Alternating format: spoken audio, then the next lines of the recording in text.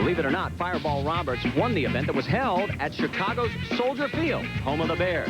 Well, I'm about a block from the Magnificent Mile, and on the Magnificent Mile we're going to race on in 2000, well, it's Chicago Motor Speedway. And coming into the race, Dodge is on a roll thanks to wins by Joe Ruttman at Indianapolis and by Randy Tolsma playing a perfect tune at Nashville at Music City, USA. If we were talking about the Bulls, it'd be a three-peat. If it was the Blackhawks, it'd be the hat trick. And in horse racing, it'd be the trifecta. No matter how you say it, Dodge is in the zone. In 2000, Dodge has proven that they are different. Evidence of their performance is contrary to years past. A combined 11 pole positions and more wins in a single season than ever confirms that Dodge is on a winning mission. Last race, Randy Tolsma showed just how dedicated he is to the cause by ending a personal 73-race winless drought.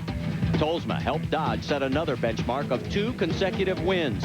And along with these 6 regulars, they are determined to make it a three-peat in Chicago, proving that different is better.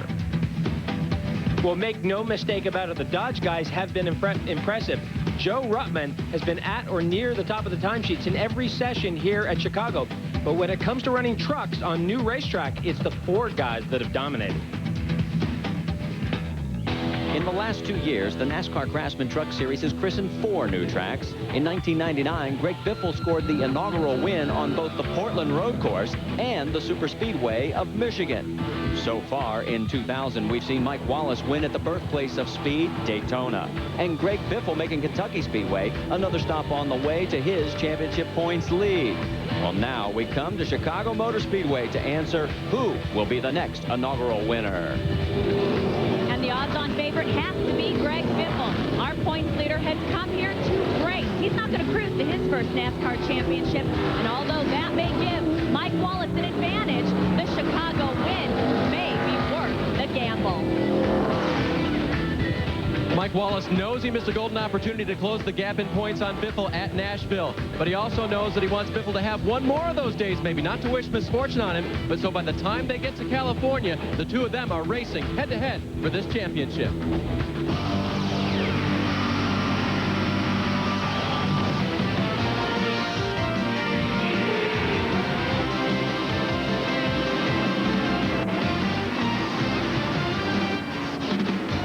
ESPN, the worldwide leader in sports, and NASCAR 2000. Today, live from Chicago, Illinois at Chicago Motor Speedway. It's round 20 of the NASCAR Craftsman Truck Series, the Sears Craftsman 175. It's hazy and cloudy, but on the cool side right now as we take a look at the points battle. After 19 rounds of racing, Greg Biffle leads Mike Wallace by 190 markers. Andy Houston has moved back into third ahead of Kurt Busch, and Jack Sprague's the worst he's ever been, 343 back in 5th place. Let's take a look at our Mopar starting grid. You can see the flag waving. That's on the back straight here at Chicago Motor Speedway. Joe Ruttman with his 8th pole. Yes, and he's going for his 3rd win from the pole this year. Greg Biffle and Kurt Busch, the Killer Bees, right behind him. And Joe Ruttman, if he gets another 2 poles, will tie the record. But Joe Ruttman, fastest in happy hour yesterday afternoon. Steve Grisman, and take a look at the 18th spot. That was supposed to be Scott Pruitt. It is Anthony Lazaro who qualified the truck. Pruitt banged up last night at Bristol, is not going to make the start. Larry Gunselman will round out this 34 truck field, just making it in with the last of the provisionals in the Daytime Hotel Ford. Now, 7 trucks missed the field, including in this group Neuenberger, Bonifield, Jay Stewart, Brad Payne, Brendan Gaughan, Stan Boyd, and Wayne Edwards. Take a look at the race description here at Chicago Motor Speedway. It's a 1-mile oval. We'll go around it 175 times, over $488,000 in purse money. The pit window, if you try to go to 85 laps, some people are saying you're going to be out of fuel. And this being the first race, well, actually, since 1956, Fireball Roberts won that race. And here is our first onboard camera today. Number 86, Scott Riggs, starts 26. This is Jim Englebright in the Jelly Belly Chevrolet. This is Brian Rebner. He starts 9th in the Johns Manville Chevrolet. Mike Wallace starts 5th in the Team ASE Ford. And Greg Biffle starts on the front row outside in the number 50 Granger Ford. So the pace truck, Mike Dolan at the wheel. The lights are off. He'll turn in right there at turn number 4. They come down the front straightaway. and the over 25,000 in attendance here at Chicago Motor Speedway on their feet as round 20 of the NASCAR Craftsman Truck Series. The Sears Craftsman 175 is green.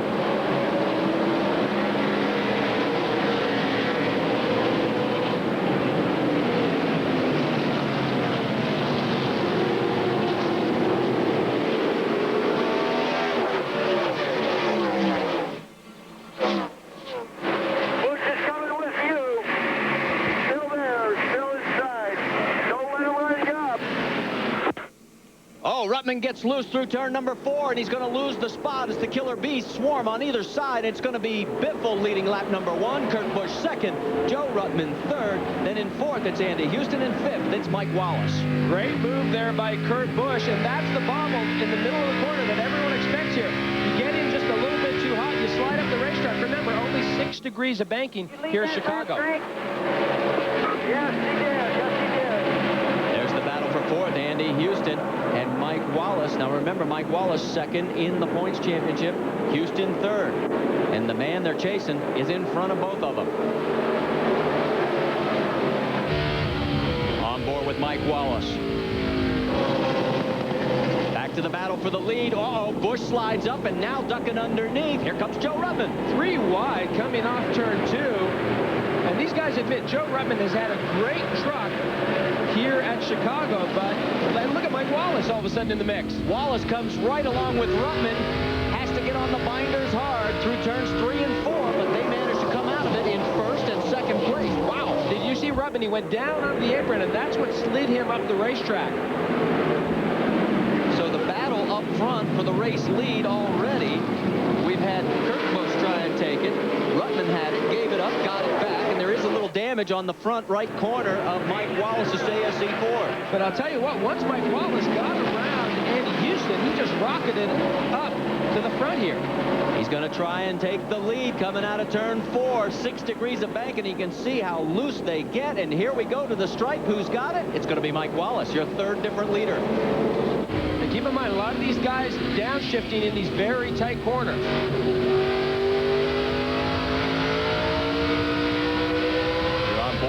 Wallace. Ruttman on the back straightaway. Can he maintain the position out in front going into 3? Wow, these guys are racy early.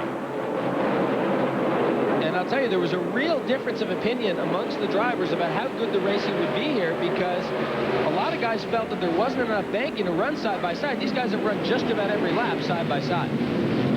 Wallace held on to the lead officially at the stripe, but you can see Ruttman got a nice run through turns 1 and 2, and he has taken the lead. We go on board with Greg Biffle. He is running in 4th.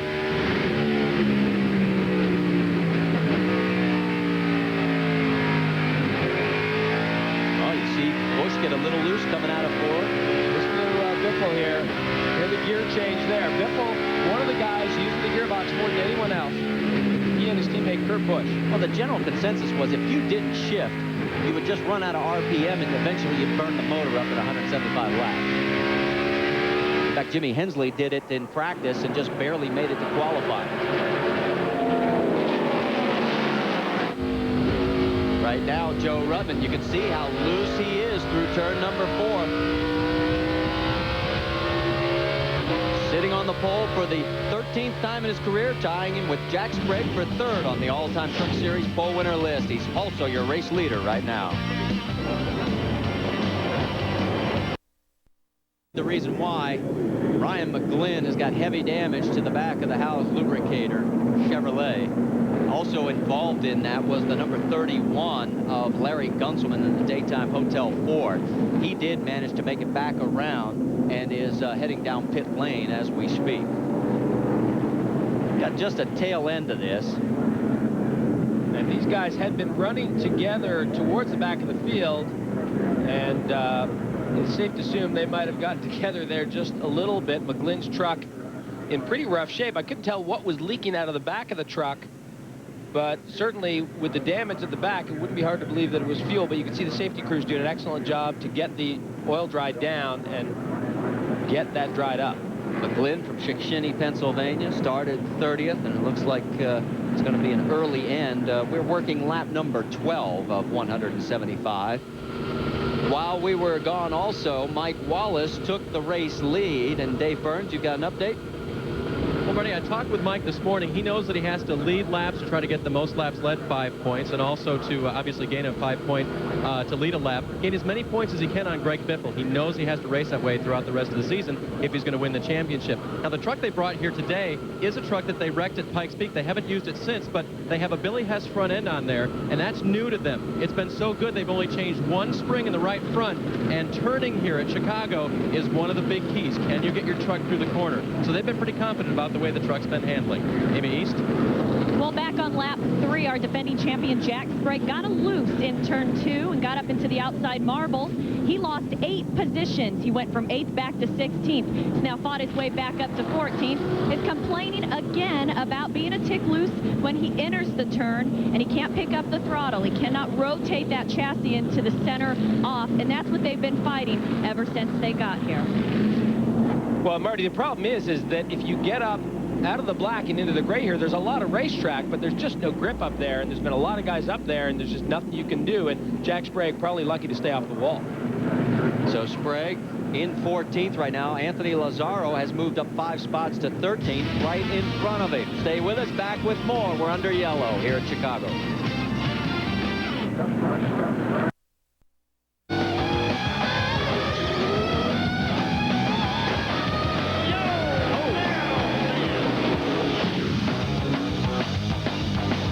Extra crunchy, the NASCAR Craftsman Truck Series, and the Jelly Belly machine for Jimmy Engelbright. He's been in the pits twice now. He's in 33rd position. He's already 2 laps down. They were showing some smoke. That's Brian Sockwell right in front of him. Sockwell managed to stay on the lead lap, but he's in 32nd position. Dustin Sockwell off. I guess he's waving around, trying to get the cleanup there in turn 2. They do have Ryan McGlynn's truck towed off of the racetrack, and it looks like we're going to try and go green flag racing this time by, as Mike Dolan has the lights out on the pace truck. And he does pull in behind pit lane, so it'll be Mike Wallace. And you heard Dave Burns and Jim Engelbright moving up. He is the only truck a lap down that is out on the racetrack right now. Or 2 laps down, I should say. And the green flag flies. We're back underway here at Chicago Motor Speedway. Engelbright's not going to be successful in getting one of those laps back. Look at the traffic behind him. Yeah, 3 Dodge trucks all grouped together there. We overheard a conversation with Joe Ruttman and his crew during our break. Joe reasonably happy with the truck, complaining about a little bit of looseness in the middle of the corner right there, which we were actually able to see from one of our onboards. But he also said, hey, things haven't really settled down yet. And that was a bit of an understatement. So right now, Mike Wallace continues to lead. That's his 10th lap that he has led. We've had 3 different leaders, 5 lead changes already. J.B. McMurray and Steve Grissom. Boy, McMurray on the high side has to tuck in behind 43 of Grissom. That is for 10th position on the racetrack. On board with Engelbright as he is trying to fight his way into position to get a lap back, but I just don't think he's got enough horsepower to do it.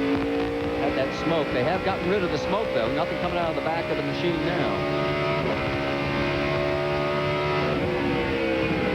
You see Engelbright's story. Right behind him is Grissom.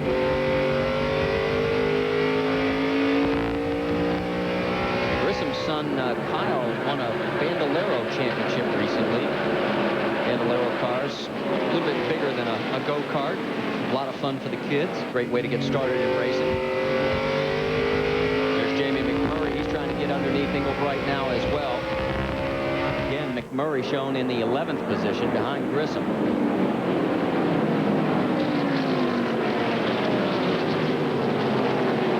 There is Anthony Lazzaro in the 32, the Canmore truck. Moves up another spot. He's now in 12th. And that is the truck that Scott Pruitt was supposed to run, but Pruitt involved in that incident last night, and they elected to let Anthony run the car. Anthony did a great job with it in qualifying, considering that none of these teams had ever been here, and that probably worked to their advantage because no one really had a lot of information about this racetrack. Dave, let's get an update on Anthony Lazzaro. Of course, it's been a tough weekend for Anthony already. He wrecked the primary truck in practice on Friday, but then they got the backup truck out. Billy Baloo Motorsports came with 2, and so Anthony practiced and qualified the second truck as well. Now, Scott Pruitt is here. I did talk with him before the start of the race, and he says this is a great opportunity for Anthony, even though he would have loved to have been in the truck, but he's still sore in the neck and shoulders, and so he's just happy for Anthony to start this thing and get his shot in the NASCAR Craftsman Truck Series. There's the battle for third between the Killer Bee teammates. That's Greg Biffle trying to get underneath of Kurt Busch. Side by side down the backstretch. Outside. Outside. You're clear. You're clear. Max Jones spotting for Greg Biffle. And Kurt Busch coming right back at him. And Biffle was one of the 3 drivers that came here. That he's holding you up. He usually gets them out of the way, Greg. There's Randy Goss. Biffle, one of the 3 guys that came here. Sprague and Setzer as well came here and did some tire testing for Goodyear. They had a little bit of time on this track, but not a whole lot. Well, joining us now in the booth is the man who gave the command to start engines today, Bob Vila from home again, airs on 200 stations nationwide. Bob, glad to have you here. Thank you. It's great to be here. It's an incredible event. So far, I mean, I know you're used to doing things around the house, but can you do it this fast? No, never. Not at this pace and not with this excitement. This is a different animal. Mike Wallace continuing to lead, and now Biffle has closed up on Joe Ruttman for the battle for second place. You know, we were talking about Wallace, and Dave Burns mentioned it earlier. He wanted to lead as many laps as possible. He has the most top 10s in the Truck Series this year, but he is 7th in laps led with 223. Oh, no, and Crawford's into the wall. Rick Crawford has tagged the wall up in limping around towards turn number 3. Got it down the back straightaway, and so far, no caution on the racetrack. And I'll tell you, Marty, where he hit the wall was a good ways down the back straightaway towards turn 3, so there must have been some contact there. I don't think it happened coming off 2. If it did, it was a very long accident. So it is a midway down the backstretch where there is a big crease as you're looking at Randy McDonald. Let's go back and take a look at it. He's in the number 14 Milwaukee Tools Ford. And here they are coming off turn 2, and it looks like he just didn't know the 02 truck was there and was headed out for the wall, and not a big hit, but a big enough hit, and he's driven it behind the wall now. Damage to the right and front and right rear corners on the number 14, and the War Wagon heading back to see if they can make any repairs, and he has pulled it behind the wall. So another tough day for Rick Crawford. His best finish was at Portland this year at 5th. He has only that one top 5. He has a total of 10 top 10 finishes, however, and is 11th in the points championship coming into today's race. Meanwhile, there's your top 4 as we've got a little more action going on. Another spin down in turn number 4. It was the number 27, I believe. Would have been Ricky Sanders. And this time the yellow has come out. So they're going to check for debris on the racetrack. Sanders was able to keep going. I don't believe he made contact with the wall. There is Jack Sprague, now our defending champion. And we're now being told it was Sprague that spun. And let's take another look at this. Right there. And that camera there is coming off turn 4, and that spin right in the middle of the corner, and Sprague laid into the throttle, did the 360.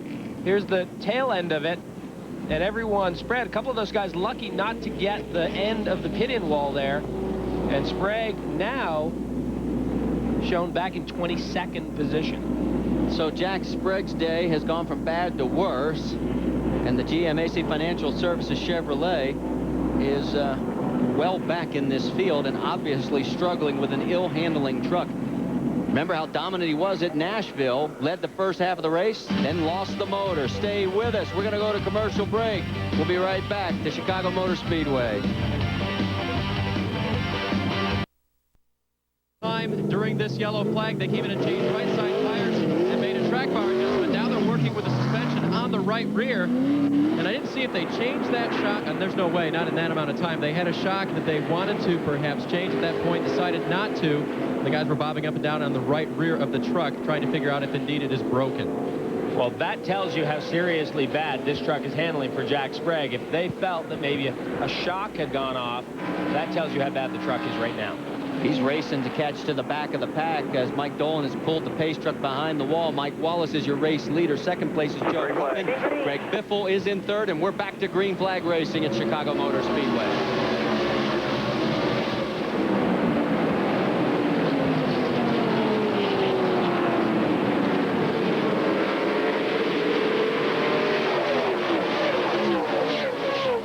Bob Vila, our Grand Marshal, has joined us in the booth. We've been watching this intently, Ed. Well, you know, it's not every day of the week I get this chance. Come on, you mean you can't get one of those riding mowers and juice up the horsepower? I always end up going in the wrong direction.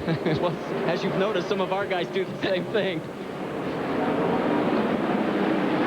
Give us your first impressions of the series.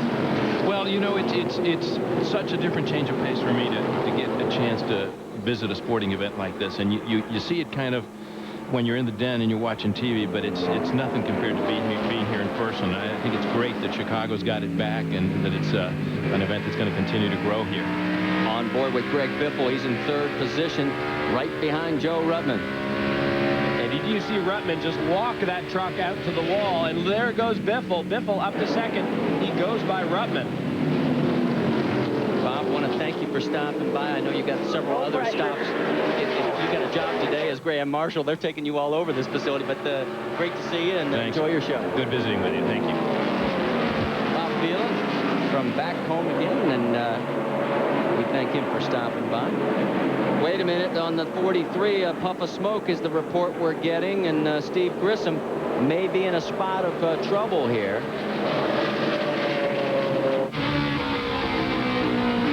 Well, a couple of trucks now going around, and we're on board with Scott Riggs, who's trying to go around the outside of Grissom as they go into one. Doesn't quite get it done. Well, Chad Chaffin has already gotten around him. Chaffin in that number 4 ride. Remember, he did such a great job at Nashville in the 84 truck, the former Scott Riggs ride, that now Bobby Hamilton Racing has said, okay, we're going to give you another chance here, Chad. And there he is in front of Steve Grissom. Finished third at Nashville. Got a little damage on the right front corner. Obviously has made some short track contact on a 1-mile flat oval. If you're just tuning in, this is round 20 of the NASCAR Craftsman Truck Series, the Craftsman 175. I'm Marty Reed along with Jeremy Dale. In pit lane, it's Amy East and Dave Burns, and that is Chad Chaffin. He finished third last time out, and this man really put on an impressive show in his hometown in Nashville. And we talked to him this week in our One to Watch. He talked about his deal with Bobby Hamilton Racing. Me and Bobby have a long relationship, and he actually helped me get a ride with Joe Nemechek a few years ago. And so Bobby's kind of helped me along, and he's helped me every chance he could. And so, you know, if we can get sponsorship put together, it could be a likely scenario that you would see us teamed up together. But it all comes down to sponsorship, and all the pieces have to fall together. Well, Chad would be a great addition to the NASCAR Craftsman Truck Series full-time. He was really spectacular at his first outing.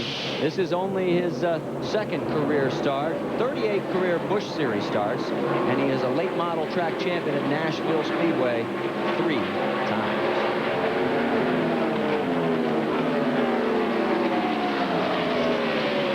Right now still motoring in the 10th position, and right in front of him is, or behind him I should say, is Grissom. Grissom taking a little run on him there. Well, yeah, Grissom going to throttle right in the middle of the corner there and ran up on him, but couldn't do anything with that momentum. But now, as they come out of 4 down into turn 1, Grissom able to finish that pass. We go on board with Scott Riggs. He is behind Chaffin, watching all that action going on. It's tighter off the corner. It's getting tighter off the corner.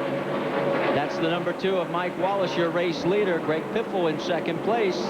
He is second in the points right now. Biffle, your points leader, and that's the one guy he doesn't want to see in that mirror. He'd like that number 50 truck to go far back into the field. Will it happen? Stay with us and find out. I'm here at Chicago Motor Speedway. You can see Larry Gunselman out on turn 4, and that is Mark Petty in pit lane. They came together as we are on lap number 40 here at the Craftsman 175. Petty getting crew help this week from Brendan Gaughan's team, who did not make the race, and he's also running the Napa decal on behalf of that squad. Now we've got the triple pit set up. It'll be Wallace at the top of the screen, Biffle in the middle, Ruttman on the bottom, and they are heading your way to Amy East and Dave Burns. Amy? Well, we're seeing our leaders make their way down pit lane now as Mike Wallace is going to hit his stall first. Greg Biffle will be second. They're going to take on left side tires. Greg has been saying his truck is awesome, and actually it was Kurt Busch that was holding him up there for a while, but he's being reminded not to warm up and get that right front very hot. While the 18 Dana Dodge decides to take off his right side tires, a little bit of fumbling on the stop. It might have been a little bit long on that right front tire change.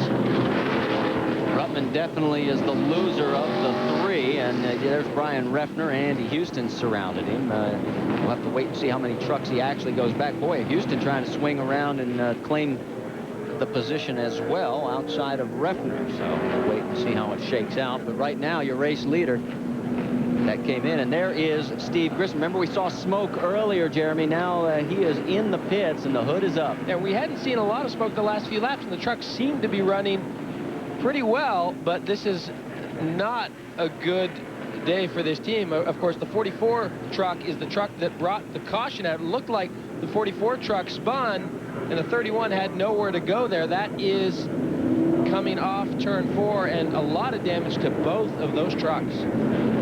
That number 44, Mark Petty, that is the second chassis ever built by Petty Enterprises back in 1996. And you can see how the pieces were flying off as he made his way into pit lane. Now, they have put the truck back out onto the track. They've made the repairs as best they can. Meanwhile, Larry Gunselman's day is over. The three-time Winston West winner is on the hook and on his way back to the garage area. And we should tell you that Scott Riggs stayed out, and he is your new race leader, so that gives us 4 different race leaders and 6 lead changes, and you're on board with Scott. You get a great view of Mike Dolan in the pace truck.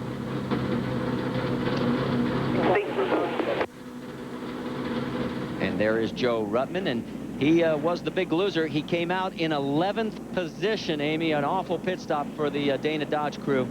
It was. He had been complaining about needing some more side bites, so Fred Wenke decided to make some air pressure adjustments on the right side tires. But when they got to the right side of the truck, they noticed that there was some sheet metal damage. They thought some potential of rubbing on that right front, so the crew members decided to pull that sheet metal out of away from the tire on the right front tire. That is what cost him on pit lane. Now they're talking about Joe coming back down pit lane, and they think that that damage is a little bit more than what they had anticipated. They have several strands of tape ready. They want to tape up that right front fender.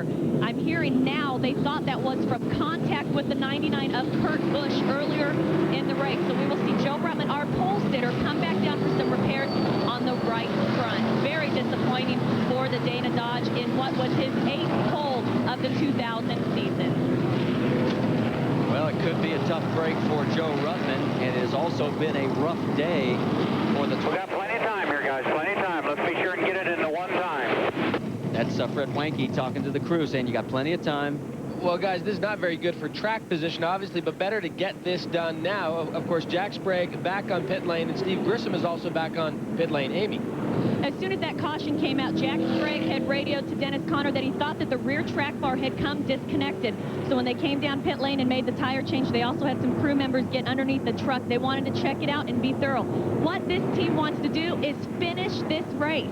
They have been dominating. They have won races with this truck, but finishing races lately has been very tough for this team. Well, the last 5 races, he's had an average finish of 20th, including 2 DNFs. Stay with us, Scott Riggs, your first time he's led this year. Dennis Setzer in the Mopar Dodge wants it. He's in second. Terry Cook is in third. And this is some interesting pit strategy going on here. Dave, let's get an update on the Mopar Dodge. Marty, we documented that they came in for fuel only. I believe that was around lap number 27. Just talked with Howard Comstock, the crew chief of the one truck, and he said that, of course, moved our pit window around. Now they only have to stop one more time. So he said they needed a short stop in order to make it another one stop only. And so that's what they're gambling on at this point. Of course, that strategy could change later in the race. Well, but that means also he's going to try and do the race on the left side because on the caution you can only change 2 tires. Well, that's That's true, Marty, unless there's a green flag stop. And the thing is you see Greg Biffle there now working his way up towards the front. Look at this group of trucks. Dennis Setzer, I think, is in reasonable shape. I'm not sure he has the truck to win the race, but I think the strategy is pretty good strategy, although, as you said, he'll have to run the entire race on left side tires, but these guys are not really too concerned about tire wear here at Chicago. On board with Brian Refner, he's in the 11th position. It's Andy Houston right in front of him. Randy Tolzman in front of Houston. Take a look at the points leader. There's Mike Wallace in the number 2. Kurt Busch is in this mix as well, and there's Biffle in front of Busch. Yeah, as a matter of fact, Terry Cook was able to get around Dennis Setzer. So Terry Cook running second now. And this is on board with Mike Wallace, who is in this group. There's Setzer out on the outside there, so Setzer hung out to dry down in turn 2. So Wallace trying to keep Busch and Biffle in sight. Remember, Wallace has led the most laps so far today, 33 of them. Scott Riggs is working on leading his 10th lap. And now it looks like Setzer wants to take a look inside of Kurt Busch, and Wallace is a spectator for all of it, and he says, which one am I going to follow? Well, it's going to be Setzer. Meanwhile, we move a little bit further forward. There is Biffle in front of his Killer Bee teammate. Terry Cook right in front of Biffle. Running in the 2nd position, and look at Wallace now, sticks his nose underneath the number 1 Mopar Dodge of Dennis Setzer. Meanwhile, the Killer Bees of Biffle and Busch continue to set sail towards the front. Amy, you've got more? Almost all season long, those 2 Roush trucks have had the exact same setup every race. Well, they've done it again here in Chicago. But when these 2 teams get diverse, it's on-pit strategy. The 50, let's remember, he took left side tires. Matt Chambers, the crew chief for the 99, he gave his driver, Kurt Busch, right side tires. So these 2 Roush teams always doing the opposite on pit lane. Wow, a lot of contact down the front straightaway. Great saves by Terry Cook and by Greg Biffle. Well, you can see Biffle wants to get back to the front, although here comes Kurt Busch. Now, he's got slightly fresher right side tires, as Amy just said, but a lot of these guys in practice, they said, hey, we went just as fast with 50 or 60 laps on these tires. Goodyear brought a fairly conservative tire here to Chicago. So as I've said, the tire wear is not a big issue. You can see both these trucks running pretty much the same lap time. Of course, it looks like Biffle right now is a little bit quicker than Terry Cook, but having trouble getting around him. Down into turn 1, he's going to try the outside line this time. The Granger Ford on the high side. Can he make it stick? He does. Well, boy, the one thing Greg Biffle has had is great bite coming off these corners, able to get the power to the ground, and doing that in 3rd gear. Well, it also proves your point because he's still on the older right side tires. He changed the lefts. Now, this is what happened earlier. Take another look. And this is coming off turn 4, and just a little bit of a nudge there. Certainly, I don't think Greg Biffle meant to do that. Terry Cook with a great save, and then Kurt Busch gets into the back of his teammate Greg Biffle. And here's what it looks like from on board with our race leader.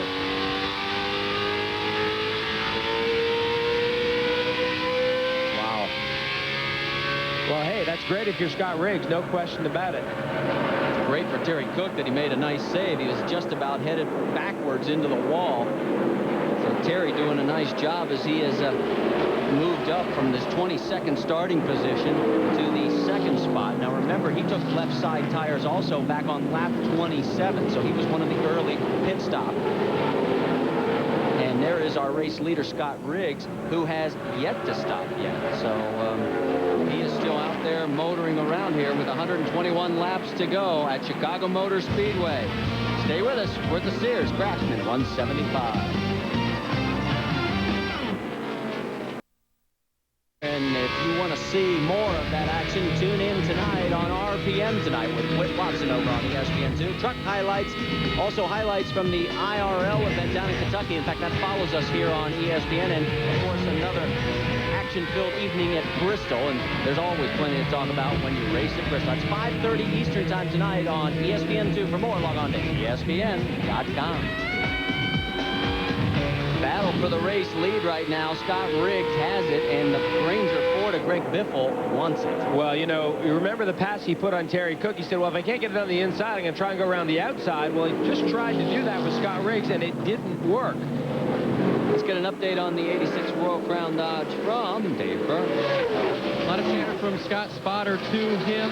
They tell him, Greg will catch you on the straightaways, but you're really doing well in the corners. In fact, the last radio transmission, they said, buddy, you're killing him off the corner. Good job.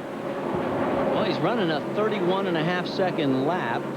And There's an outside of you going in, but you can't do it with you. Stay down there and keep driving like you're doing. That's the radio for Scott Riggs. Spotter telling him, just keep doing what you're doing. It's forcing Biffle to look at that outside line, and now maybe those tires are a little more worn on the right side. Remember, Biffle changed left side tires. The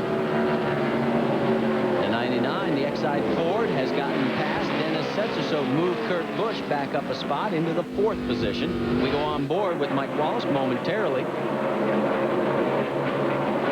Back to the battle for first. Riggs still in control, but this time a little bit deeper run by the Granger Ford, and I think Biffle's going to slide up a little. Hang on, fellas. Boy, a lot of commitment there from Greg Biffle to drive that truck down in there, because if you get on the apron here, it is very, very slick. I mean, you lose the banking, but the apron is very, very dirty. And Biffle completes the pass, so we've got another lead change. That will be our 7th. As he comes to the stripe this time. He's trying to break up the draft, and Riggs says, oh, I'll play the snake dance with you. Amy, you've got more on our race leader? Well, just thinking about Greg Biffle and that Granger team, he may have some of that confidence to drive it deep into the turns here, because while some of these drivers had never seen Chicago Speedway before, Greg Biffle had been here twice before. Once on the Goodyear tire test with NASCAR, and then again just a couple of weeks ago with a Ford Media Day. He got to take several laps in a Ford 2-seater truck to entertain some of the media. So Greg Biffle by far had the most laps around this track before the green flag drops here today. Well, on tracks 1 mile or longer, he has an average finish this season of 3.5, and we've already documented how good he has been on the... Don't overrun it. Get him off the corner. That's Scott Riggs' spotter. Telling him to get him off the corner. For Riggs, he led a total of 21 laps. That's the first 21 laps he's led in his NASCAR Craftsman Truck Series career. Now let's move a little bit further back to 3rd position. The 88 of Terry Cook, the 32-year-old, has best this year has been a 4th at Daytona. He's coming off an 11th place run last time out at Nashville. 14th in the points. That's 4 spots better this time last year than in 1999. Dave, you got more on the pickuptruck.com Chevrolet? Terry radioed into the crew. He told them it's a little tight when I'm under acceleration, and he thinks that it's going to free up as the tires wear down. So right now, just a bit tight for Terry. And right behind him is the man who is getting tired of that view. In fact, Kurt Busch finished right behind Terry at our last stop at Nashville in 12th, and he's under attack from Mike Wallace. And I'll tell you, Mike Wallace obviously trying to get to the front because he's fighting for the championship, but make no mistake about it, Kurt Busch, the Roush guys want to finish 1-2 in the championship. They want to win it for Biffle. They want to be 1-2 in points, and they want Kurt Busch to win the rookie. And the Roush guys, that is their goal. And so that is a pretty big fight right there between Kurt Busch and Mike Wallace on the racetrack. Busch won last race at Loudon. Very similar track in design. Mike Wallace, meanwhile, started 5th. That's where he's at right now. He's under attack as well from Dennis Setzer. We're on board with Wallace. He was born in St. Louis. Now lives down in North Carolina with wife Carla and the kids. Of course, he's won twice this year at Daytona, and Mesa Marin has 4 career victories and has the most top 10s of anyone in the series. He has 15 of them. Looking back towards Setzer. So Dennis, the 40-year-old from Newton, North Carolina. Of course, the last race he won was back at Nazareth and finished 2nd at Nashville. So he has rebounded a little bit in the points championship. He is at the 8th position right now, but only 4 points out of 7. Randy Tolsma right behind Dennis Setzer, another of the Team Dodge contingent in the Citgo Superguard Dodge. And he finished, of course, 1st last time out at Nashville, his 2nd career win. Andy Houston now, as Andy is running in the 8th position currently, has not led a lap yet. In fact, has not gotten into that early rush, but has fallen back. What seems to be the problem with the Cat Rental Chevy, Amy? Well, back on lap 40 on that round of pit stops, they took on right side tires, and they also lowered the track bar. So what that tells me is that they're searching for some forward bite in that Cat Chevrolet. So they're basically fighting forward bite. They don't feel like they can get the truck to turn as well as they wanted to in the centers. And so far, that seems to be the key to Chicago. Well, he's got 2 career victories, or 2 victories this season at Homestead and at Portland, 3 career victories. And he's coming off a 6th place run at Nashville. And we're getting closer to having about 104 laps to go this time by. So that gets you updated on the trucks that are running in the top 8. We'll round out the top 10 for you with Brian Repner and Jamie McMurray. Stay with us. We're at Chicago Motor Speedway. Craftsman Truck Series heads east to Virginia for the last short track race of the year, and there's no love lost between these tough trucks as they battle it out underneath the lights of Richmond International Raceway. Greg Biffle found victory lane with the luck of weather on his side, but it'll take more than luck this year to fight off 33 other hungry trucks and preserve his championship points lead. You can catch all the hot short track action as NASCAR brings its best to Richmond International Raceway, and that is going to be Thursday night. Yes, sir. Round 21 of the NASCAR Craftsman Truck Series, the Richmond 200. That's Thursday, September 7th, 8 o'clock Eastern Time on ESPN2. For more, log on to ESPN.com.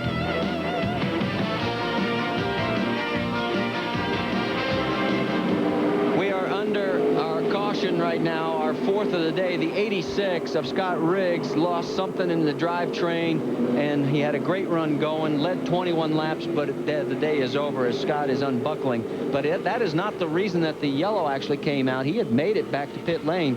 Somebody else either dropped some debris or managed to get something out on the race surface. There is a pit lane. That signifies that the lane is closed. The axe. There's Scott with the helmet off. Well, Scott did a very, very solid job there. Led Greg Biffle for a number of laps. Made Greg Biffle work very hard to get around and take the lead. Now, we got word that it was Lance Norrick who got sideways in the Aventus Chevrolet, and that's why we've got the caution. Take a look there. He certainly did get sideways. Wow.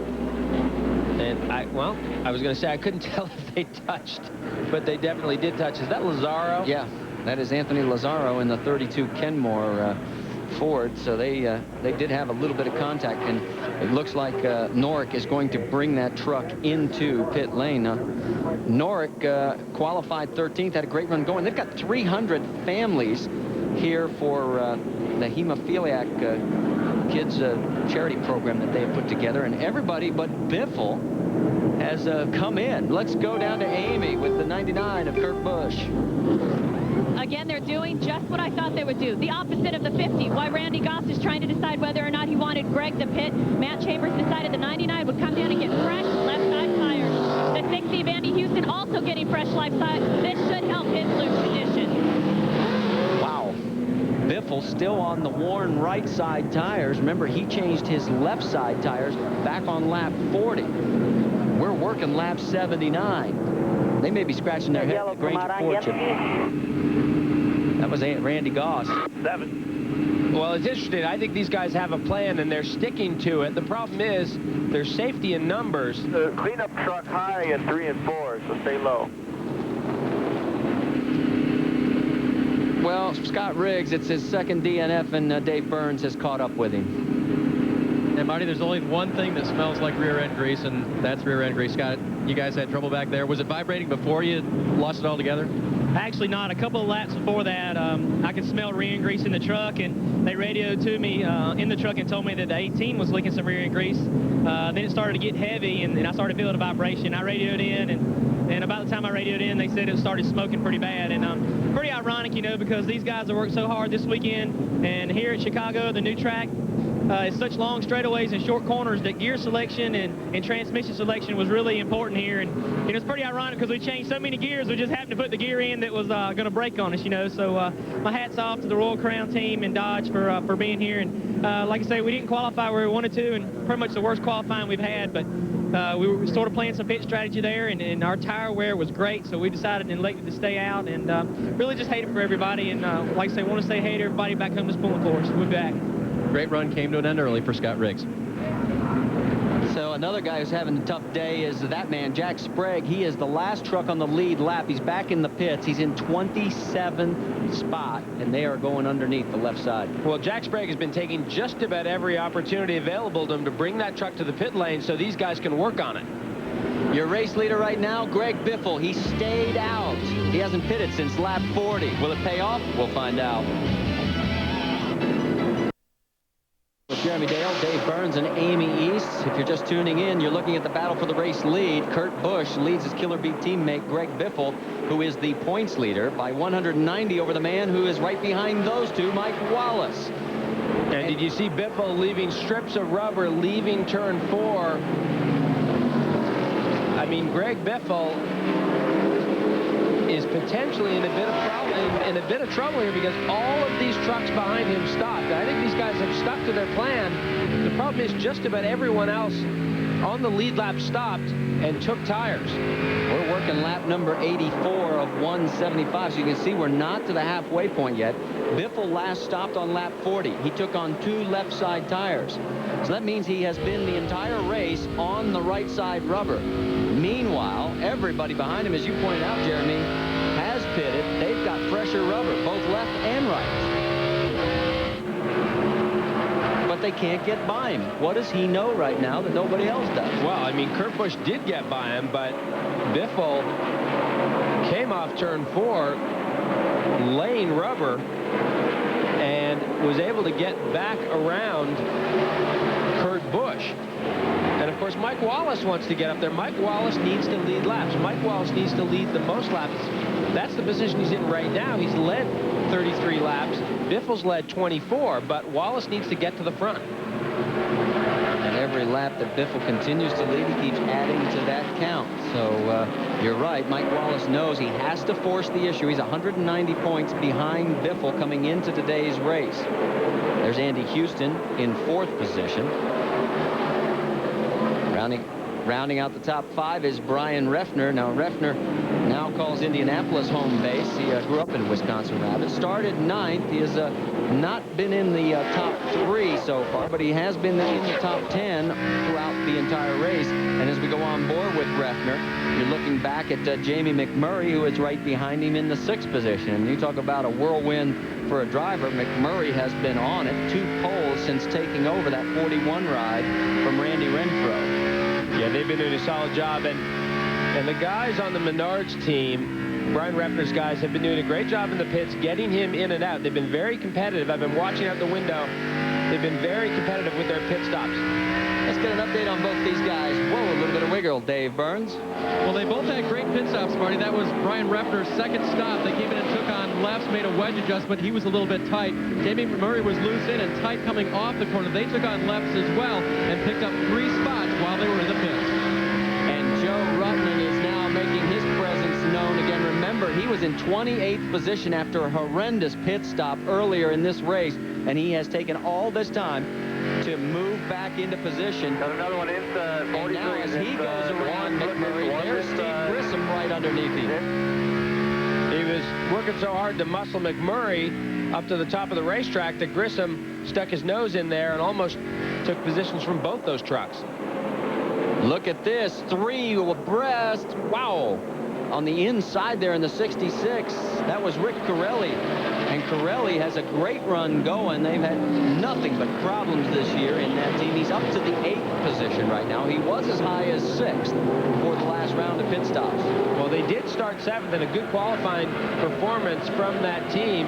Dropped back a little bit, but now coming back through the field, there's Dennis Setzer. So McMurray now dropping back just a little bit. Terry Cook in that mix as well. Refner has just been passed, as you can see, by Steve Grissom and Joe Ruttman. So Ruttman continues to move up. He is up into the 5th position. I still think before this is over, Ruttman in the Dana Dodge, if his pit crew can keep from having another disaster, he's going to be a player. Well, don't forget, Marty, they didn't have a bad pit stop. They had that body damage. They needed to tape that up. So they've been doing okay on pit stops, but they had to make an extra stop, and that's where they lost all that track position. But everyone's thought that he's the man to beat here at Chicago. Randy Tolsma right now, the winner last time out, shown in the 12th position.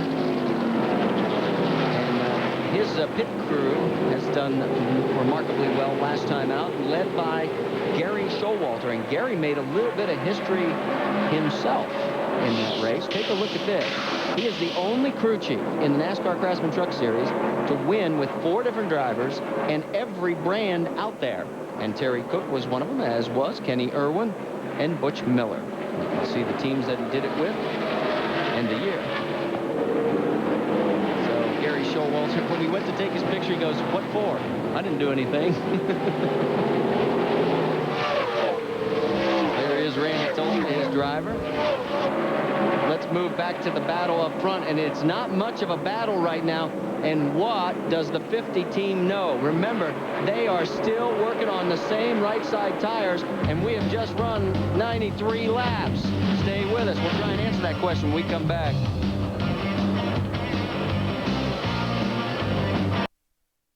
Motor Speedway, you're on board with Brian Refner, and he is in 9th place. But coming up next, stay with us here on ESPN, the Indy Racing Northern Lights Series, the Belterra Resort Indy 300. First time that the IRL has run at Kentucky Motor Speedway. The Truck Series has been there. We opened that place up, had a great time there. Hopefully the rain will hold off. They've got some threatening weather, but that's coming up next. For more, log on to ESPN.com. Got him on a car length right now. And there is Refner. And look at the side-by-side action going on between the 88 of Terry Cook and the 41 of Jamie McMurray. That is 410th. 88 inside. Down the backstretch into turn 3. Won't come down too far. There you can see the lap speeds, and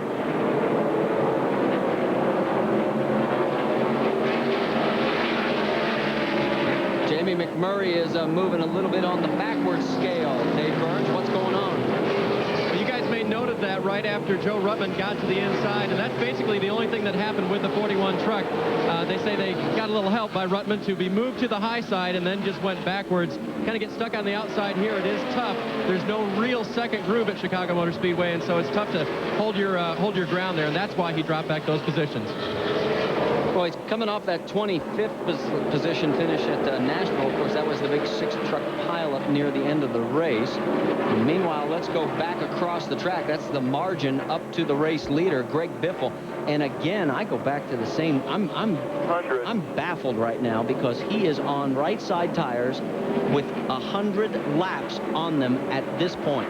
Well, you know, like I said a little bit earlier, Marty, he's getting ready to lap Jack Sprague here. Jack Sprague has just been having the toughest day. They thought that maybe a sway bar had broken or come loose, that a track bar had either disconnected itself, but you can see Jack Sprague, it's just no contest for Greg Biffle. But as I said earlier, Marty, Goodyear came here with a fairly conservative tire, and a lot of the guys were disappointed about that because some of them said, hey, this is going to take tire management out of the picture here at Chicago. And I think that Greg Biffle is really proving that. Amy, you've got more on Greg Biffle's situation? Well, as much as I can get from the Granger team, and that was that back on lap 78 when they decided not to come down pit lane. Randy Goff said it was simply because it was too early for his plan. So he is sticking to his plan, although his driver has been on the same right side tires. Now, I will tell you that over the scanner, I have heard that they may be entertaining the idea of changing just rear tires on their last pit stop. So, Jeremy, my question to you is that right front so conservative that it could go the entire race for Greg Biffle without being changed? Well, boy, I'll tell you, these guys said that the tire choice was conservative, and they were hard tires. No one got close to even getting to that point, saying, hey, we can go all the way on a right front. But we did see Greg Biffle more than once leaving turn 4 and turn 2 laying rubber. So, and remember, he is one of the guys using the gearbox going down a third. That's putting a lot more through those rear tires to get launched off the corners coming onto the straightaway. So you could see that there's a possibility that that would work for these guys. But boy, that would be very bold to run this entire... Oh, Kurt Busch. Kurt Busch. Did he make contact with the wall? The X-side Ford in turn number 2. And the yellow is out, so it will be our 5th caution of the afternoon. Pit lane is closed. That's what that flag signifies. Busch has gotten it refired and is making his way. Let him get you. There you go, buddy. Good job. Down the backstretch. And I'll tell you, this was written for Greg Biffle right now, because they should be able to stop and go the distance on the Granger Ford. You can see the right rear is down. The right rear is clearly down. Now, did he flat spot it? Or was that what turned him around? You got to believe that's what turned him around. Well, remember, Busch changed left side tires back on lap 79. And we'll see what we can find out on the replay. Can't tell if he had any help on that. The spin had already started at that point. I'll tell you, when you look at it there, that tire looks perfectly fine. Yeah, I don't think it was the tire that put him into that spin, but he has definitely got problems now. And there's the debris left on the backstretch. That's from the X-side Ford. So, and you can see why. I mean, there's not much left on that right rear, and he makes his way down towards pit lane. And here come the race leaders, and yes, Greg Biffle is finally going to stop here as we are working lap number 106.70 to go at this point. Dave Burns, they are coming your way. It's all yours, buddy. And Mike Wallace has been waiting for this as well. Guys, this is right on the fuel window margin. I don't know if they're going to be able to make it to the end from here, but right side for Mike Wallace. No adjustments on him. Meanwhile, Andy Houston will make one round down on the track bar and right side tires. Amy East.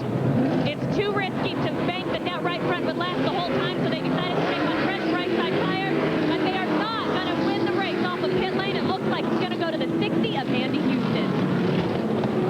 So right side tires for Greg Biffle. That means he will go the distance on the left sides. No, he did change those once. Greg Biffle did change the left side tires. That's right. You're right. Lap 79. Yep. So Biffle now has fresh rights, and he was killing the field with the old ones. So we'll find out, although he's going to start a little bit further back when we come back to Green Flag Racing. In Chicago, Sears Tower off into the distance. And our race leader right now is B.A. Wilson. He stayed out. Let's give you the Dodge race recap now. As our leader is B.A., he has led only 3 laps so far. We've had 10 different lead changes among 6 different drivers. We've had 5 total cautions now. Our average speed, 89 and some change. There are the guys who have led at least 1 lap. Right now, Greg Biffle would score the extra 5 bonus points for leading the most laps, but we still got quite a few still to run here. In fact, 66 this time by. It's going to go for you, but I'm not sure about that. There's Royce Selby, 1 lap to go. Here are the guys that are out of the race: Randy McDonald, Larry Gunselman, Lance Hooper, Ryan McGlynn. Right now we have 27 trucks on the lead. Let's make that 26. Jack Sprague has gone down a lap when he came back into the pits this last time. He did not make it out in time and was held up at pit exit. Now we're under caution because of the X-side Ford getting turned around. And let's go on board with Mike Wallace. Maybe we can see something. It's Jack Sprague and Busch right here. And Kurt Busch trying to go around the outside of Jack Sprague. You can't tell from that angle if they made contact. I just can't see any reason why. Now this is just a moment ago, and Kurt Busch obviously not very happy. But I can't see why Jack Sprague, oh boy, that was pretty serious. I can't see why Jack Sprague would give Kurt Busch such a tough time, because he let Biffle just go by. Dave, you got any updates?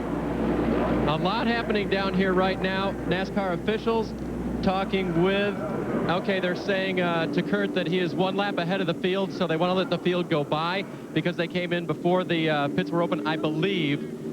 And so that's what they're discussing with him on the radio right now, trying to figure out why NASCAR is talking to him. They think he's a lap ahead by mistake. So, in the meantime, the crew has been flashing the international signal for your number 1 to the Jack Sprague truck, as well as to their crew when Jack was on pit road. They, in no uncertain terms, waved right at him, so they do believe that they just got drilled by Sprague on the track.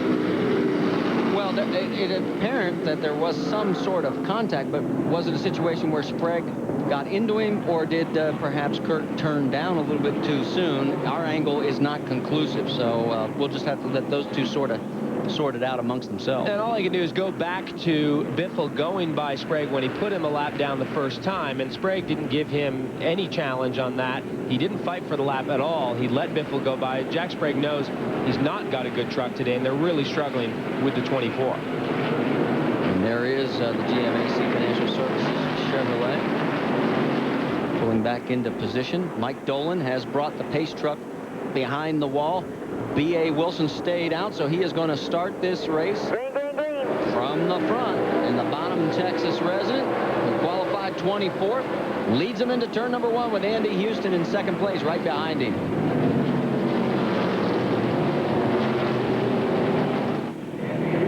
And while we go back to green, Kurt Busch has come back into the pit lane for a penalty. It looks like a stop and go. We'll update you on that, but Kurt Busch is back in pit lane. And boy, Andy Houston wants to get around B.A. loosens him up just enough. Here comes Joe. Outside, buddy. Whoa, look out. Still out there.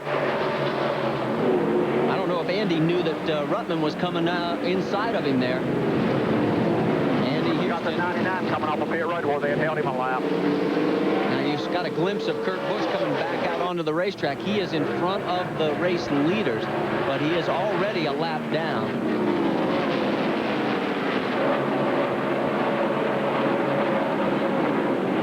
Time by, there'll be You watch the 99 while they're fixing the black flag for speeding off of pit road. Well, you just heard the penalty for the 99. He's coming back into pit lane. When you're 22 years old, sometimes your temper gets the better of you, and it's going to cost Kurt Busch again. And there is his crew chief, Matt Chambers. Well, it goes from bad to worse for the 99 team, and a tough break because Kurt Busch obviously having a great race. But I must say, Andy Houston is really the guy that has brought his truck to life. That team has adjusted this truck. Everyone thought that Joe Ruttman was the quickest truck as Joe Ruttman takes a run at him for the lead, but no one expected Andy Houston to be as strong, and right now Houston's done a great job with this truck. And the Aventa Chevrolet of Lance Norrick has turned it around again in turn number 4. No yellow yet, as we are going to stay green flag racing. So Joe Ruttman has battled his way back from 28th position to take the race lead. Now let's go back and show you what happened to Lance.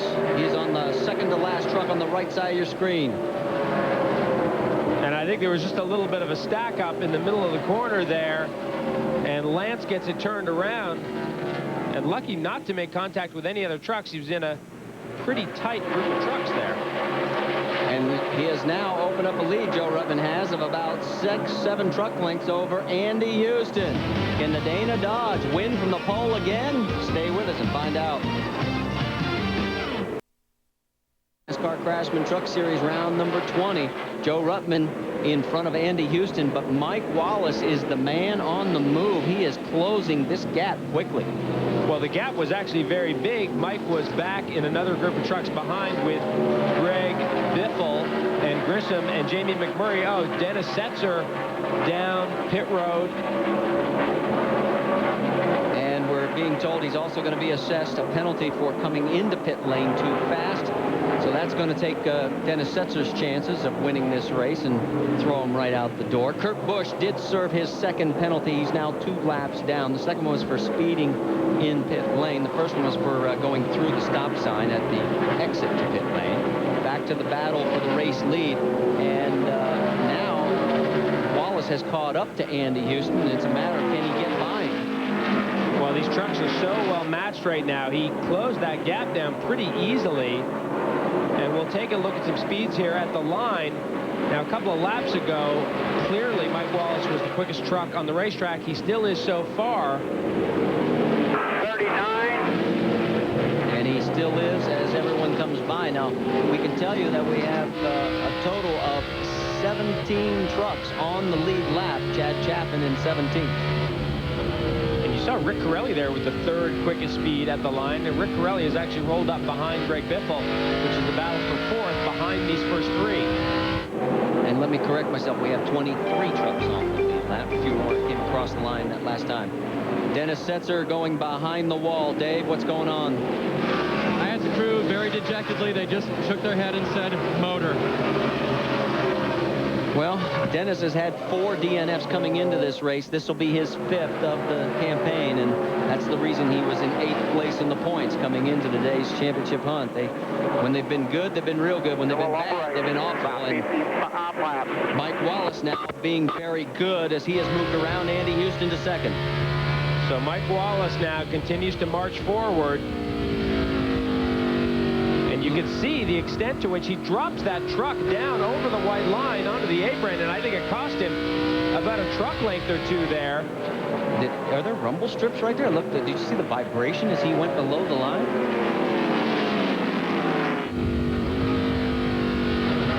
Take a look at the points. As of right now, he came in 190 down. Biffle's led the most laps, so that eliminates 5 of those difference.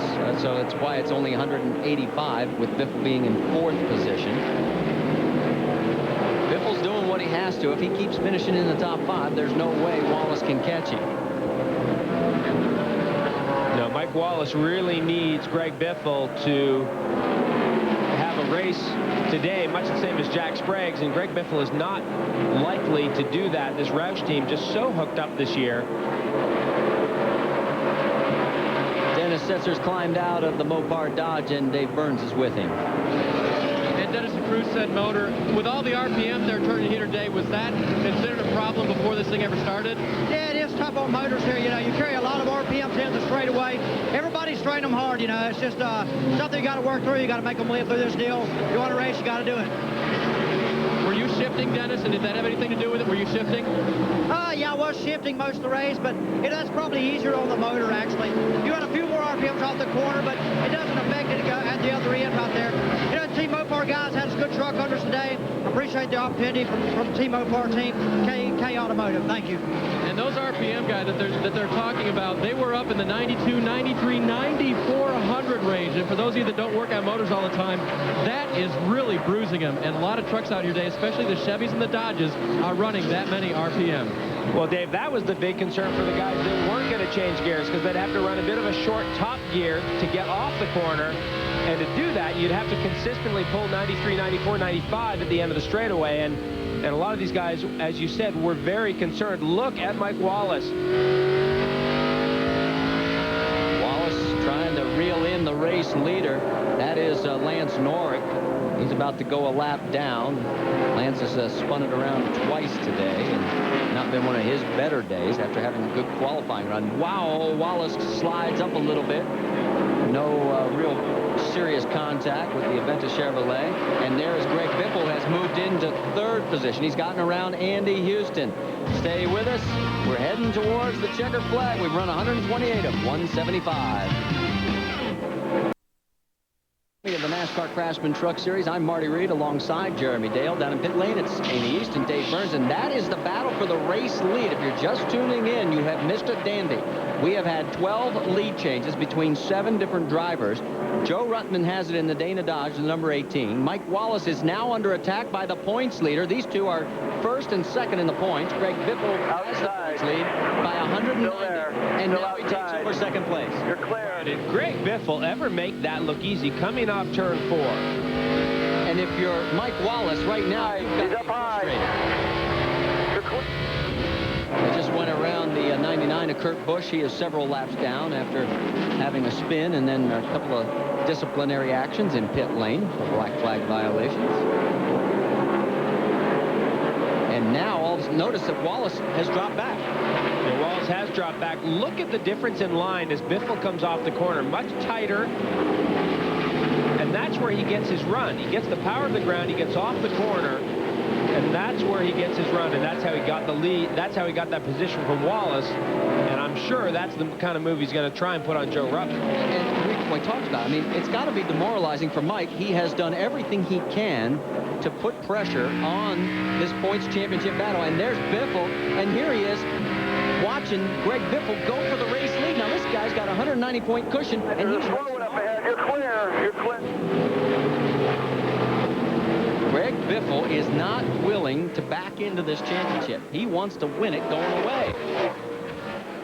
39 laps to go. He retakes the lead. He's already led 11 more laps than anybody else. And Wallace ends up being the big loser in this. Let's get an update on the Team ASE Ford, Amy. Just touched base with Tim Cahoot, who is Mike Wallace's crew chief. Asked him 3 questions. How's the truck handling? He said, okay. Have you had to make a lot of adjustments today? He said, no. I asked him, would you stop again if the caution came out? He said, no. And then he started backpedaling. He said, you know, the 50 is really, really good, and he may dictate what every other truck out there does at the tail end of this race. So we'll just have to watch the 50. Well, Amy, we've seen damage from the 43, and that is Steve Grissom's truck, but he's got part of the Citgo Super Guard Dodge attached to his left front corner. I was going to say, those don't look like his decals. So now the big question is, the yellow is coming out. That'll be our 6th caution. And there it is. There's what's left of Tolsma's truck. I was going to say, that looked like a bumper bar attached to the front of the 43 truck, and here's a look at it coming off turn 4. Whoa. Yeah, it just pulled it right out of there. Wow. Never seen that. Well, it's going to force Grissom to come into pit lane to get it taken away, because look at it. I mean, it's sticking out there like one of those old-fashioned curb feelers they had back in the 50s. There's the damage to the Citgo Super Guard Dodge. Although Tolsma looks like he's going to be okay to continue. He did make contact with the right side of the wall. And as of now, no leaders are pitting, although there comes the 43 for obvious reasons. Stay with us back after this.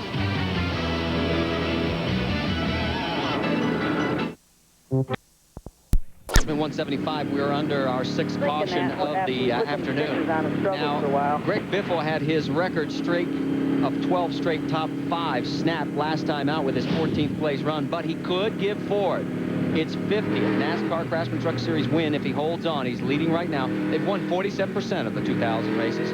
Chevrolet's looking for their 80th NCTS win. Andy Houston's the best there. He is in 4th, and Dodge going for a 3-peat. It would be the first time in Dodge history, and they could surpass Chevy for wins this season. Stay with us. Back with more. We're still under caution here at Chicago Motor Speedway. Style of NASCAR, we call it extra crunchy, and it has been for several of the competitors, although not for the leader, Greg Biffle. Joe Ruttman in 2nd. Mike Wallace is in 3rd place right now. Andy Houston, the top Chevrolet, in 4th. There's Andy. Andy actually dropping back a little bit now. He was right behind Mike Wallace. Now it looks like Randy Tolsma is going to take a run at Andy Houston. There is Kurt Busch, who is a couple laps down. There's Tolsma there. Now let's get an update on Tolsma's situation. Remember, he had contact with Grissom. Dave Burns. The way they describe it from Tolsma's pit is we cleared the 43, and then we had to check up to right the truck. And that's when Steve just careened into Randy Tolsma, tore off the whole rear bumper bar and bumper cover. Randy radioed in and said, hey, maybe that'll loosen the truck up a bit. They were just a little bit tight, and they're very quick. In fact, lots of people were keeping times on them down here. They're one of the fastest trucks on the track. As for Steve Grissom, he still sits on pit lane. The bumper bar went clean through the radiator. It couldn't have been a more perfect shot of water everywhere. Now they have replaced the radiator and are going to send Steve back out. And he's lost several laps in the process. Look at this side-by-side racing, and you know what? Tolsma may have gotten his wish. I mean, he is doing very well. And there's Rick Corelli in this mix as well. Corelli is in this battle. He's running in the 6th position, and this would be a season best for him. He's had 3 7s at Daytona, at Evergreen, and also at Kentucky. But I'll give you an idea. I mean, he's had several races in the 30s where they just had motor problems, all kinds of transmission problems. It's been a dismal year, and this would be a great run for the 66. Well, Jamie McMurray is not done with Rick Corelli, as you can see there, but big spin. That's Jimmy Englebright. The Jelly Belly Chevrolet goes around. We go on board as he straightens her out. Will we get a yellow? No. Roy Selby pockets the flag. We'll stay green. lead at 147 laps. Take a look. Keep an eye on the 02. He just lost it. And meanwhile, we're 3 wide right behind the 02. And look at those guys. Oh, wow. Lance Norris gets the A+ for evasive maneuvers. He could have tagged him. Meanwhile, the battle continues with Houston, Tolsma, and Corelli. The 60, the 25, and the 66. Down the back straightaway. Laps are really beginning to wind down. Let's get more on Rick Corelli. Dave Burns. Well, truck owner Dale Phelan thought their luck would be with them today. They practiced 7th, they qualified 7th, they were 7th in happy hour, and they scuffed the tires in 7 laps at the end of happy hour. So he wrote 4 7s across the hood and said, that's our good luck. They're running 6 now. They made a 2-tire stop. John Monson, the crew chief, says they're good, and they can go to the end on fuel. They are in a heated battle right there, as you've got not only Houston, Tolsma, Corelli, but Jamie McMurray in that mix.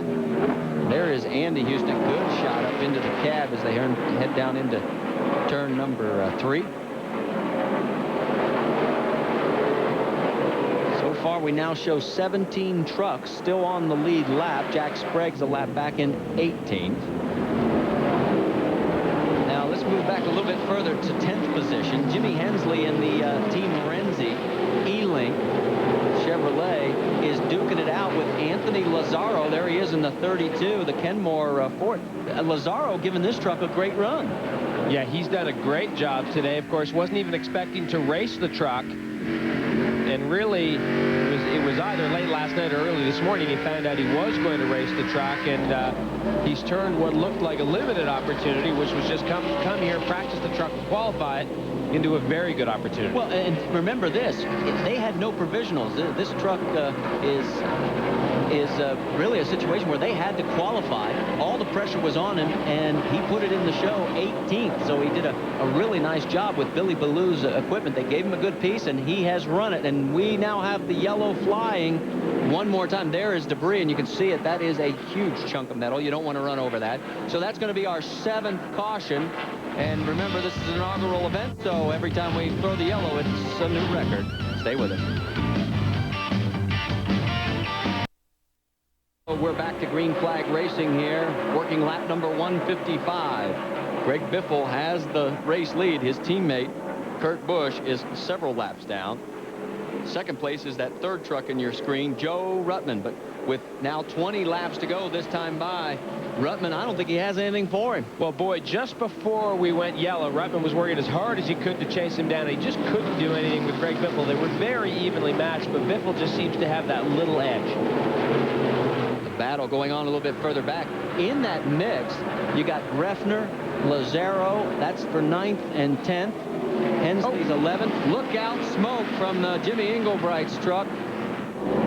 And he looks like he has let a motor go, and we've also got a truck up into the wall in turn number 4, and the yellow is out again, so it'll be number 8. Oh, no. And Lazzaro spun on the oil, and he has put his Kenmore Ford into the wall as well.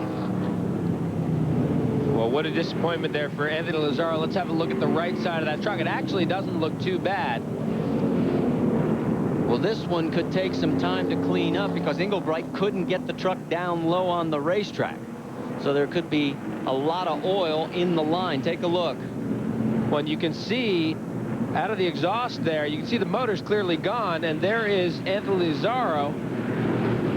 And he spins that truck. I'm not sure that oil had anything to do with it. Yeah, I have to agree with you after seeing that angle of it. It looked like he just got a little too hot into the corner. We've had our first report of brakes going south on the 88 of Terry Cook. Stay with us. Motor Speedway at round 20 of the NASCAR Craftsman Truck Series. You're on board with Brian Reffner right now, and he was behind all that oil, and he's got a face full of it. Before we get any further, this is our last what we call standalone event. That's what it looks like on the onboard camera from Reffner's truck. This is our last standalone event. Want to thank our crew. They've been through thick and thin, rain, sleet, through fog of night, but unlike the Postal Company, they deliver on Sunday. Great job, guys. It's a real honor to be working with you all. We're proud to have you all with us. Lights are still on the pace truck. They had turned them off, but they're back on now, so obviously the cleanup is going to continue, and that's Jimmy Englebright's truck being pushed behind the wall. And discouraging day when it ends like that. Well, we've got a nice replay here from Brian Repner's truck here. This is going down into turn 3, and there's the smoke from the 02 truck. You can see Repner's got to go right down onto the apron. And there is Anthony Lazzaro spinning, so it's just hard to tell exactly what might have affected Lazzaro. Here is the 02 on board right now. Listen to that motor. It's gone. Yeah, Jimmy's just trying to get out of the way, but again, he couldn't get down low on the racetrack. There's just too many trucks there. And there is the 32, and there's all the oil that's on our onboard camera shot, the John Mansville Chevrolet of Brian Repner. On board with Greg Biffle, our race leader. Amy, you got an update? Quick update is that just telling everybody that they've never intended on pitting here towards the tail end of this race because Greg is better on older tires, and he's proven that all race long. Yeah, and there is Randy Goss. He's called a heck of a race for his driver. They're looking for their 6th win of the season. It would be their 5th on the super speedway. He's got his Killer Bee teammate Kurt Busch beside him. And Busch gives him plenty of room, and now he'll tuck in behind him, and that means trouble for Joe Ruttman, and Ruttman does not get a very good start. Well, his last restart coming to the green, he was also not very close to Biffle. I was watching out the window. I was thinking, boy, you would have thought that Ruttman would have been a little bit closer to Biffle, especially considering that it was Kurt Busch that was up there trying to get a lap back, because now he's got Kurt Busch, who, yes, is 2 laps down, but he's got Kurt Busch in between Biffle and himself. Well, let's tell you that with Mike Wallace in 3rd position, if this holds true, because we're going to be running long here, so we're going to have to make a quick exit. If Biffle wins and Wallace stays in 3rd, the points margin will jump to 205. 14 laps to go. And right now, Greg Biffle, who has been so dominant on the inaugural tracks, and likewise winning all 4 of them, may be doing it again. Whoa, Busch gets a little tail happy. Now, Ruttman has gotten around Kurt Busch, but you can see the margin back to 2nd place. Now it's Mike Wallace coming underneath Busch, so there's your top. All of a sudden, the Granger Ford slid high. What happened? And we've got a drag race. The Dana Dodge, who's going to break first down into turn 3. Ruttman. Watch Wallace. Wallace may try and sneak underneath both of them. Inside. So all of a sudden... Get one of them down. Inside. I'm listening. Biffle's truck doesn't sound bad. The yellow is out. And we've got a truck in the wall. It's Jimmy Hensley up in turn 3 and 4. And the E-Link Mobile Max 2 Chevrolet has hit the wall hard on the left rear quarter panel. Last year at this time, Jimmy Hensley had 6 top 5s, and it looks like he's only had 1 so far this year, and he's not going to get another one today. Now, these guys are coming back to the flag. They have not received the yellow yet, so you don't race back to the flag, but careful. And what was Busch doing there? Why did he biff Joe Ruttman? He wanted a lap back, I'm sure, but I'm looking at Busch, and he is 1 full lap down. I mean, he's not going to give him a chance, I don't think, at that stretch. Do you? No, I don't think so. And Kurt Busch, look at Hensley's truck. Hensley's truck, a real mess here. Jimmy trying to get it back around. We can't show you exactly what happened to Jimmy up in turns 3 and 4. He had run up at the 10th position. That was the highest he had gotten today. But obviously, it's not going to end the way they wanted it to. We've had quite a few trucks make contact with the wall, and that usually happens on the flat tracks when you got not much banking, and 6 degrees is the degree of angle here.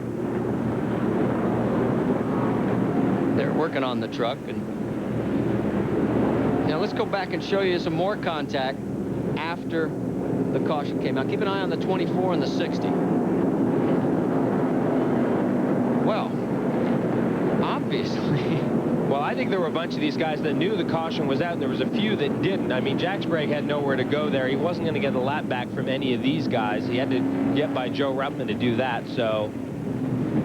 I don't know. And I'll tell you, I think Biffle and Wallace are disagreeing about who is in second here, because remember, Wallace was in the thick of that down in turn 4. The Indy Racing Northern Lights Series is going to be coming your way as soon as we end this one. 1852. Well, you just heard Just stay right on the 18. Stay on the 18. Stay on the 18. Yeah, so it's 18, 50, and 2. So it'll be Ruttman, Biffle, and Wallace. Now let's go back, because you said he had nowhere to go. I want to see if maybe this isn't a little more of the physical contact that goes on in this series. And, well, you can see you're right. You're right. He wasn't deliberately trying to get into him. I don't think there was any retaliation for anything earlier going on there. He came around the corner hot, and all of a sudden just couldn't get it wound down quite fast enough. And boy, Mike Wallace is not giving up on this. Mike Wallace truly believes that he should be in front of Greg Biffle, and he is not slotted in behind Biffle. Now, that was Max Jones we heard on the radio talking to Greg Biffle, telling him that NASCAR said the order is 18, 50, and 2. Well, remember, this is valuable points in the championship chase, because right now, if Wallace can stay in second place, it's 190.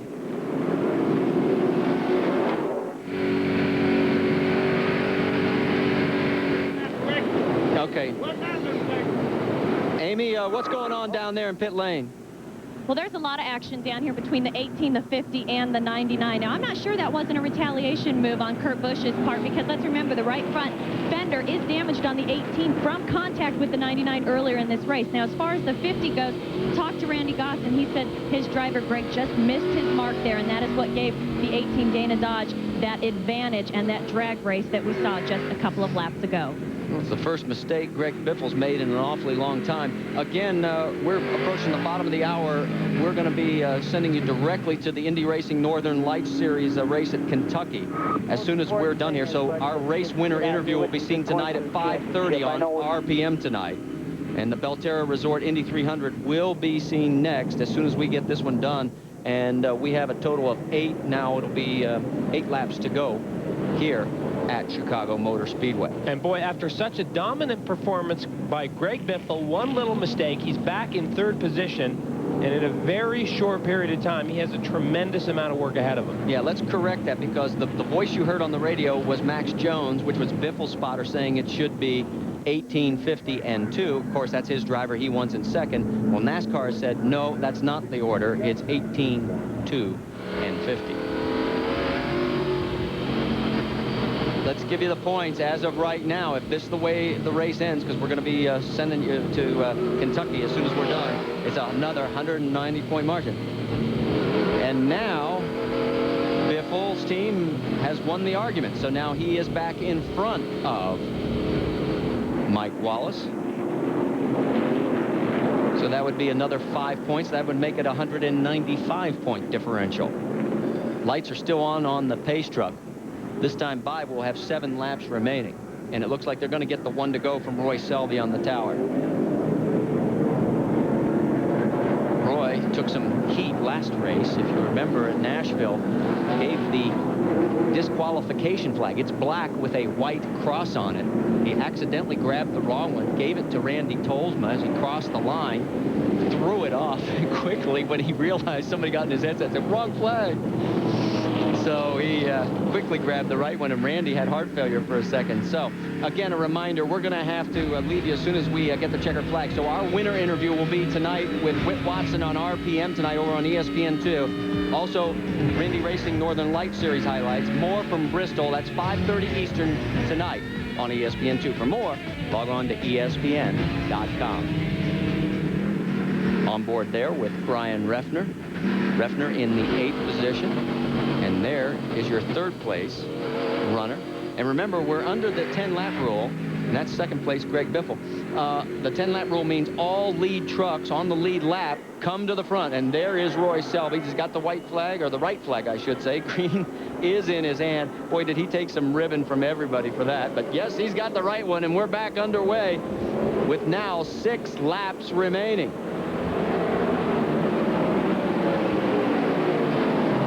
Ruttman still not getting a great start, was not able to pull away from Biffle. In fact, if he wouldn't have held that low line, I think he'd have lost the lead. And look at not as good coming off 2. Look at Biffle, goes to the inside.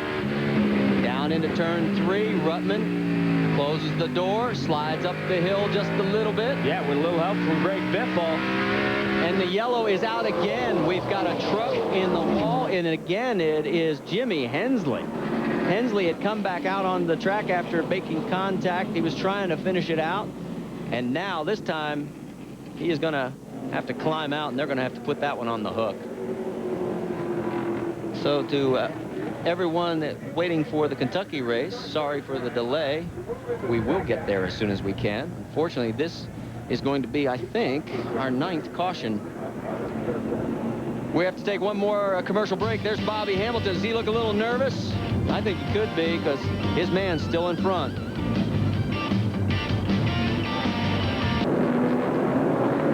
It's a sunny but hazy day in Chicago, Illinois. We're at Chicago Motor Speedway under our 10th caution. And that's the reason why Jimmy Hensley, for the 2nd time, has made contact with the wall. And we could end up, we've got 3 laps to go. This is going to be, in essence, either way, it's going to be a green-white checker situation. We don't end a race under yellow in the NASCAR Craftsman Truck Series. There's our race leader, Joe Ruttman. If he wins from the pole, it'll be the 3rd time. He'll pick up the $10,000 Craftsman bonus for doing that. That goes to the team. But he's got Greg Biffle right behind him, who has won 5 times this year, 4 of them on the super speedways. And then, if that's not enough, you got Mike Wallace, who's won twice this year.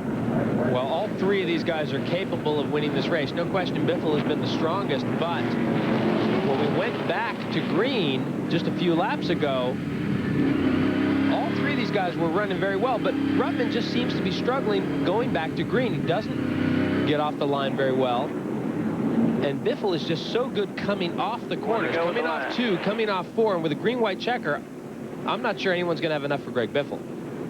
Amy, let's get an update. You got Bobby Hamilton with you? I sure do. He made the trip from Bristol, Tennessee to come watch his driver, just about ready to win it from the pole. Can he hold off Greg Biffle? Well, we hope. You know, 50 trucks being awful tough. These green-white checker deals, though, he's pretty sharp on that stuff, but the 50 is too. But we think we got a good truck. It gets off the corner real well. If we can hold it off for 3 laps, we'll be in good shape. What was the success in getting back from that right front damage? I mean, Joe just drove his way back up to the front. I couldn't really hear your question. I heard about the right front damage. The biggest thing we did here was got that fixed because we lost so much downforce on the nose. As you know, NASCAR really patrols that pretty hard, and the reason they do it is because these things are so peculiar on the nose. So we got that back fixed, and it got it turning again. All right, you guys, let's see who can do it. It's going to be a green-white checkered shootout. Remember, Ruttman was as low as 28th position. He was the last truck on the lead lap after all that went on in pit lane. There's the courtesy shot of Kurt Busch that he got a couple of yellows ago, and we'll have to figure out what that was all about, whether it was Busch trying to get a lap back or was it from the contact earlier. There is Greg Biffle as we're on board with the 2nd place truck. Quick reminder before we go back to green flag racing in a couple of weeks. In fact, it'll be a Thursday night race, September 7th, from Richmond International Raceway, round 21 of the NASCAR Craftsman Truck Series, the Richmond 200, 8 o'clock Eastern time on ESPN2. For more, log on to ESPN.com. All right. Now it looks like the lights are out on the pace truck, so we are going to go racing this time by, and it will be a green-white checkered situation. There are all the spotters on the roof. Now, again, with the 10-lap rule in effect, all the trucks on the lead lap are to the front of the field. And to give you an idea how many of that counts, it's 15, down to Carlos Contreras. He's the last truck on the lead lap.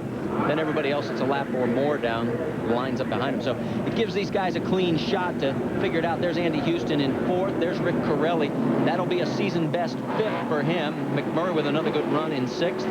Reffner in 7th right now.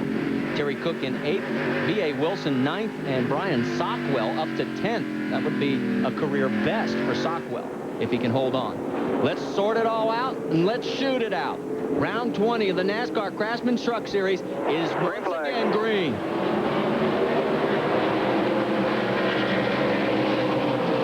Ruttman gets a better start this time than he has the last 3. And Ruttman got a nice little jump. Biffle's right there, though. Biffle in the Granger 4. Can he give 4 Ford its 50th win. Can Ruttman give Dodge its first three-peat ever in NASCAR Craftsman Truck Series history? Biffle right up on him.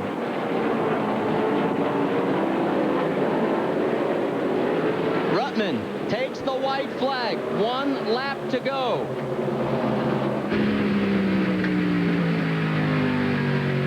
If it ends like it is right now, it's 200-point margin for Greg Biffle, but more importantly for Joe Ruttman, it could be his 3rd victory from the pole. And career win number 11 into turn number 3. I don't think Biffle's got enough left. Here comes Mike Wallace to try and challenge for 2nd. On board with Wallace as we head for the stripe. Dodge wins for the 3rd straight time. Good job, buddy. For 200-point lead. You're the man. You're the man, Joe. Thank you, friend. Thank you, guys. Bobby Hamilton and the crew ecstatic. Congratulations to Joe Ruttman. He wins the Craftsman Truck Series $10,000 bonus as well. 3rd time winning from the pole. For Dave Burns and Amy East and Jeremy Dale, I'm Marty Reed. Thanks for joining us. We'll see you next time. Coming up next, Bob Jenkins and the guys with the Indy Racing Northern Lights Series. This has been a presentation of ESPN, the worldwide leader in sports. For more, log on to ESPN.com. Joe Ruttman's your winner. So long, everybody.